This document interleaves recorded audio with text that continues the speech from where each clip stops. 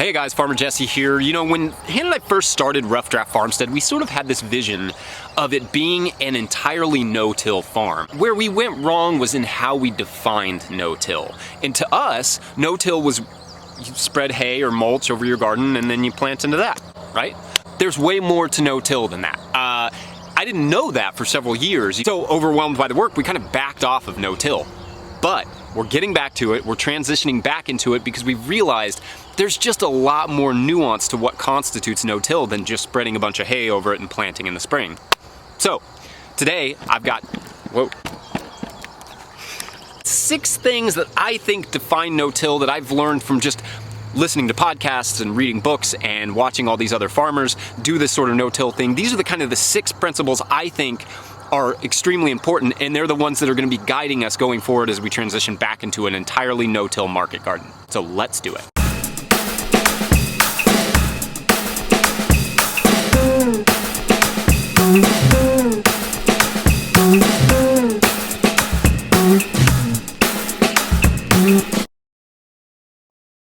Real quick, if you like this kind of material, make sure to hit the subscribe button and that little bell. So, number 1, you gotta keep it covered. I started out here for a reason. We just pulled the tarp off this so we could kill any weed seed. We always occultate when we can. And there's a video, I'll put a link up, that I did about tarping and how to use them. So essentially, what you see here may look like tillage, but it's actually this. The paths are all mulched, even these, although it's a different color. And then this is compost. So it's kind of a mulchy compost, and it acts as a moisture barrier, a weed barrier, and it also feeds the soil. So the idea is that we're always, going forward, it doesn't have to be hay or straw mulch. It can be any kind of mulch.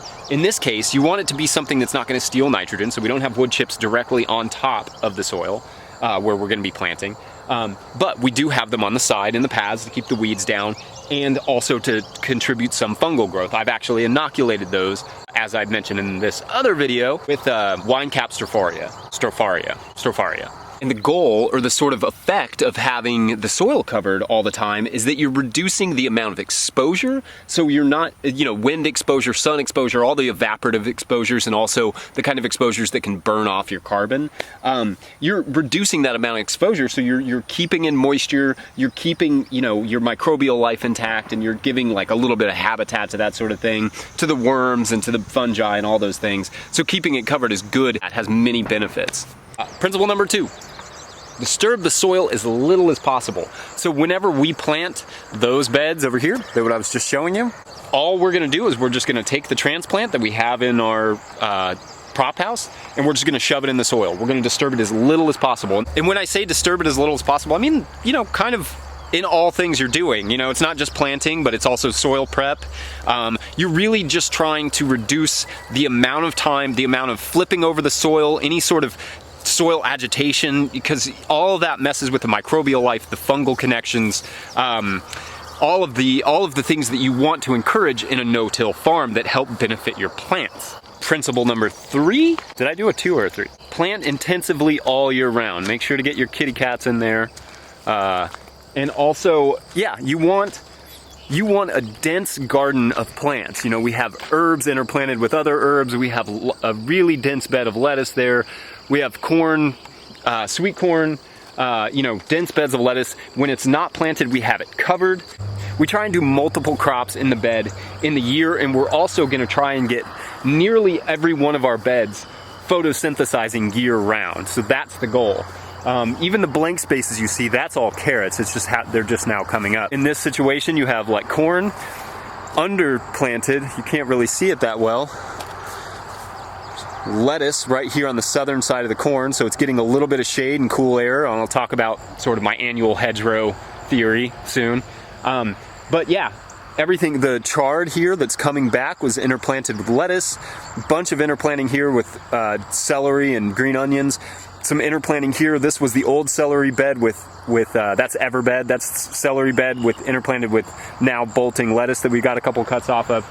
Yeah, 30, when I say intensive planting, I'm really talking like we're taking 30-inch beds and we're trying to reduce the amount of paths we have, or at least utilize the paths. But you could do this on 40, you know, on 4-foot beds or whatever you need, but you're planting them really intensively so that all of that bed space is being utilized to the best of, you know, to the best of your ability. And the only reason this isn't planted yet is this is getting planted tomorrow.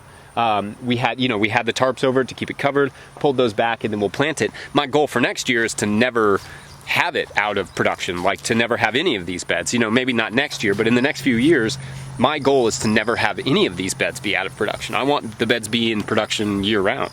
Number 4, another nuanced and necessary element of it is keeping the roots in. So essentially, when you're cutting out a crop, you're not just ripping out the crop, you're actually pulling it up enough that if you have to, and then you're cutting it out at the base so it won't grow back, but that the roots will actually stay in the soil and decompose. You actually want that. A lot of people feel like you don't want those root balls in your soil, but you really do, because they're still feeding the soil. They're still giving it root exudates from its photosynthesis. It's turning sunlight and carbon into special sugars that's feeding, you know, bacteria and fungi, nematodes, all those, you know, all the beneficial things that you want.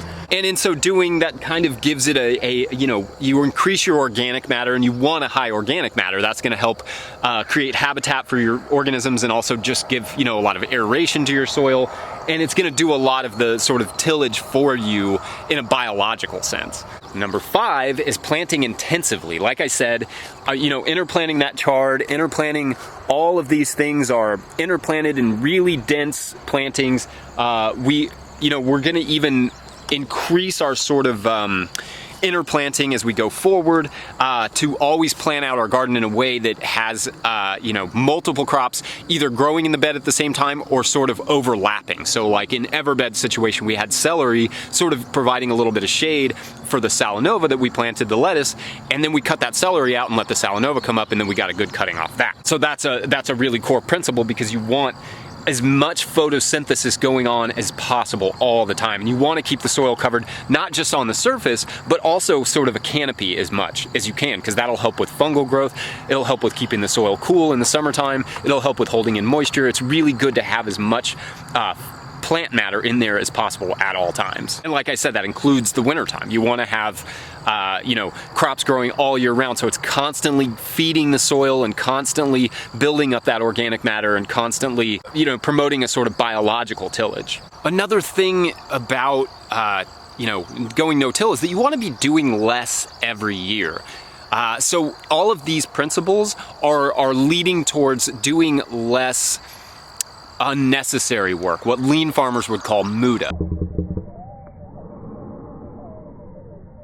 Type 2 muda, you know, the kind of muda that isn't necessary, that you really want to cut out. That's the stuff that you want. It's a waste. It's wasteful activity. So if you're having to broad fork still, you want to start doing things in a way that's reducing on the amount of broad forking you're doing.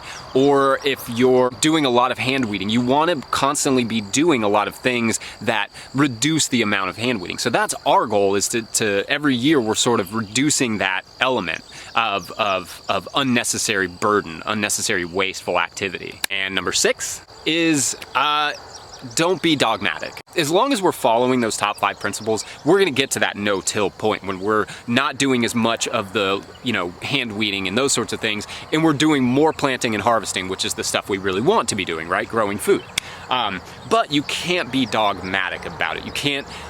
I'm by no means the be-all, end-all of what is no-till, but the thing that I think, when I do a lot of research on this, talk to a lot of other farmers, the big thing that defines it is that all of these farmers, you know, they just aren't dogmatic about it. When they have to use a tractor for something, they do. And if they have to, you know, broad fork, they broad fork. Or if they have to use a tilther and like lightly harrow the top of the soil or something, they do that.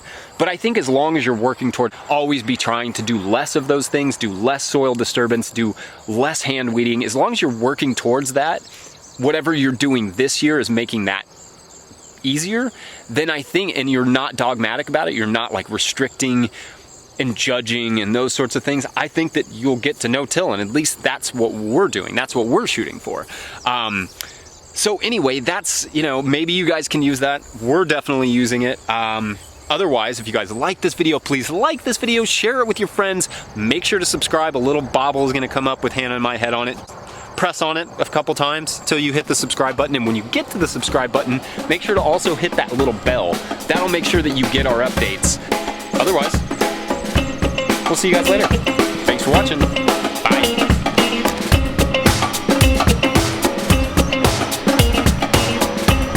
The window.